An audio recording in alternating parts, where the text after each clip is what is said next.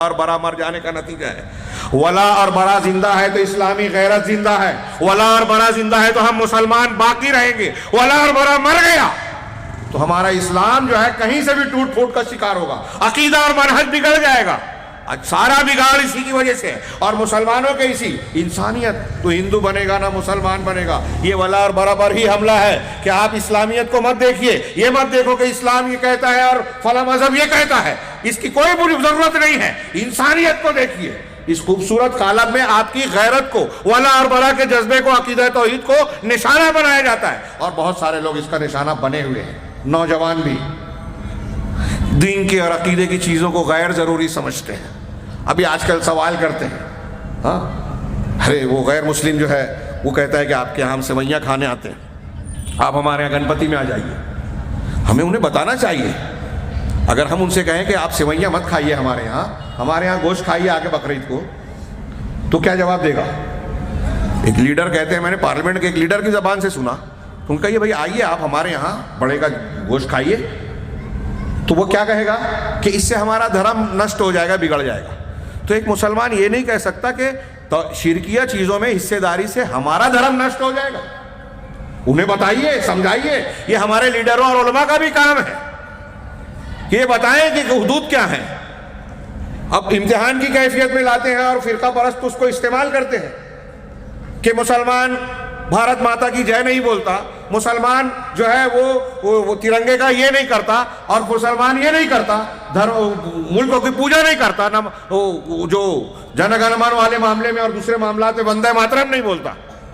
تو ان کو بتائیے کہ ہم وطن سے محبت کرتے ہیں، وطن کی پوجا نہیں کرتے. انہیں سمجھائیں، قانون میں بتائیں کہ ہمارے ایک مسلمان کے نزدیک جناب محمد رسول اللہ صلی اللہ علیہ وسلم سے بڑھ کر کوئی شخصیت ہے ہی نہیں.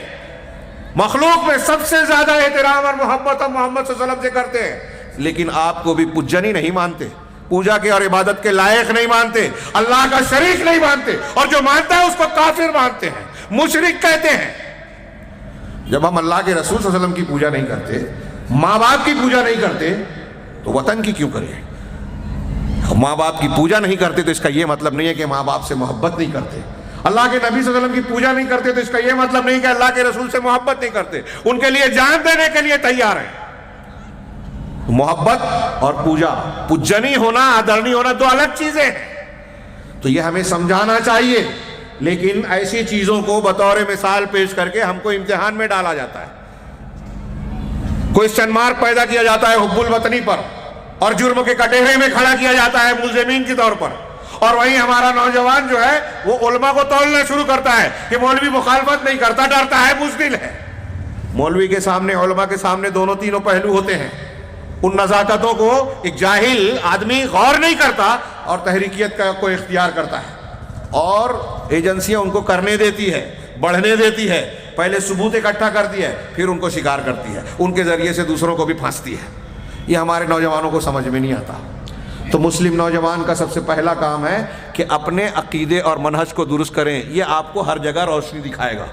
ہاں، اور اللہ کے نبی صلی اللہ علیہ وسلم کی یہ جو میں نے حدیث پیش کی، اس کے تناظر میں یہ عرض کروں کہ عقیدہ توحید اور عقیدہ توحید کے تقاضوں کو خوب اچھی طرح سمجھیں. ہمارے یہاں مسجد میں کتابوں کا درس شروع کریں، عقیدے کی کتابیں، اور قابل علماء کرام کی خدمات لے میں.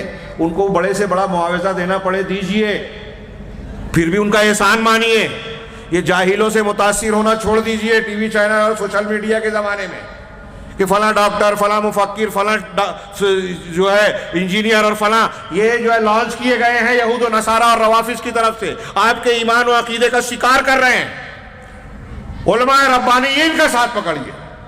میں بات کو سمیٹوں، کافی طویل ہو گئی، کہ سب سے پہلا فرض ہے الا الذین آمنوا، کہ وہ لوگ جو خسارے سے بچنے والے، جو ایمان والے ہیں.